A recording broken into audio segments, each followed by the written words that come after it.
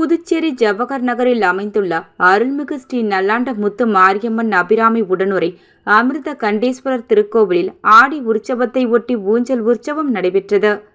புதுச்சேரி ஜவஹர் நகரில் அமைந்துள்ள அருள்மிகு வலம்புரி செல்வ விநாயகர், ஸ்ரீ பாலமுருகன் மற்றும் ஸ்ரீ நல்லாண்ட முத்து மாரியம்மன் அபிராமி உடனுரை அமிர்த கண்டேஸ்வரர் திருக்கோவிலில் ஆடி மாத உற்சவ விழா கடந்த செவ்வாய்க்கிழமை முதல் தொடங்கி நடைபெற்று வருகிறது.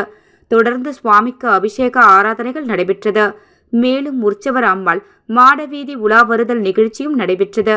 இதில் திரளான பக்தர்கள் கலந்து கொண்டு சுவாமியை வழிபட்டனர்.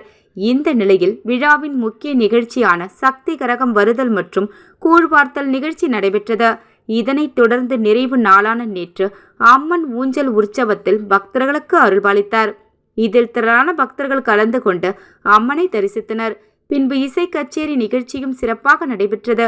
இதற்கான ஏற்பாடுகளை ஆலய அறங்காவலர் குழு நிர்வாகிகள் மற்றும் நகர பொதுமக்கள், இளைஞர்கள் சிறப்பாக செய்திருந்தனர்.